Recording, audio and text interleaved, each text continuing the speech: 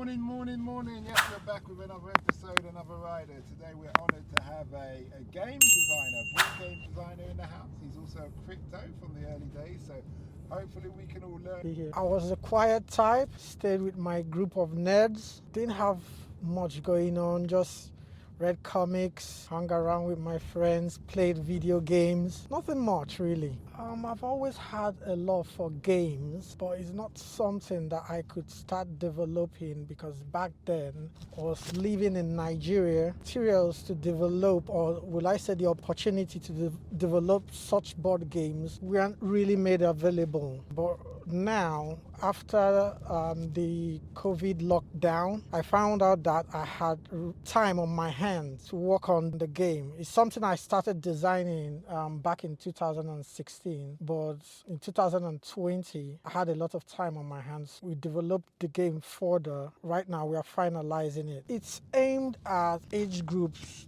12 to 40. It's a strategic game, more like war-based game. The name of the game is Battles and Wars. Battles and War. You have decks of cards, a map, and you choose your weapons, your personnel, and you've got your assets. So the aim of the game is to beat your opponents and capture bases. So if you can hold 3 or more bases or beat your opponents and reach their base, you've won the game. The game has a lot of how will I put it, opportunities.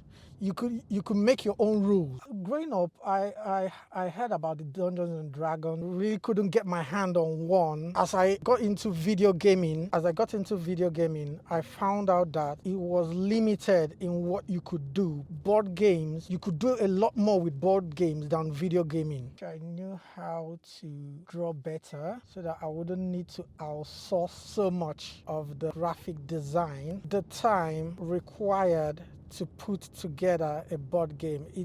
People might look at it and think, you throw in some few characters and that's it. No, there's a lot to designing a board game. You have to make it somewhat realistic in the sense that you have to balance the gameplay. When I started off, I thought you just put down the numbers and everything works out. But when you get to play, you see that it doesn't all work out as you planned. Yes, we had a sample made and shipped in, and I had to take on a partner. He had to come down and we tested the game, and that was when I found out there were flaws in the game and there were imbalances.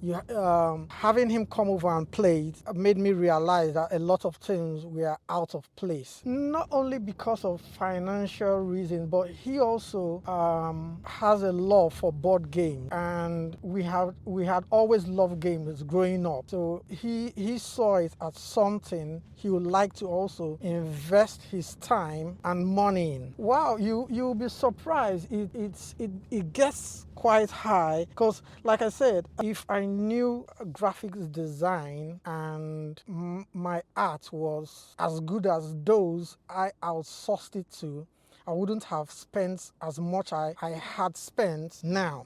It's not simply a cardboard and die pieces. You have to design your cards, your deck of cards. If you're going to have tokens, you've got to design those tokens. Those can the cost can start becoming high because you have to have someone who will design the token in 3D, and you have to print those models out in 3D. Now, when you go to produce those, they come out to about 50p for one. Yeah, funny enough, I've been looking at 3D printers. While I could invest in 3D printers for tokens, which we don't use right now, we don't have any tokens on the game, printing the cards and the board could cost me more in the UK. Go on Alibaba or AliExpress, find someone to make it in a large enough quantity to bring down the cost. But right now we are using a US company to create the game. So what happens if users want to play the game, they go to the US site, order the game, they have it made and shipped to them directly. Well, it's something we hope to develop further, not just develop the game, but have a following, a community. We hope the game, like a cult. cult, if we could say that.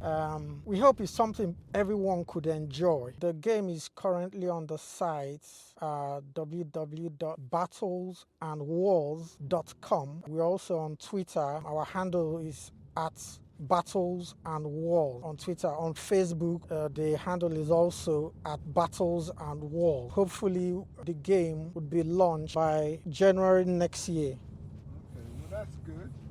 Well, thanks for that interview.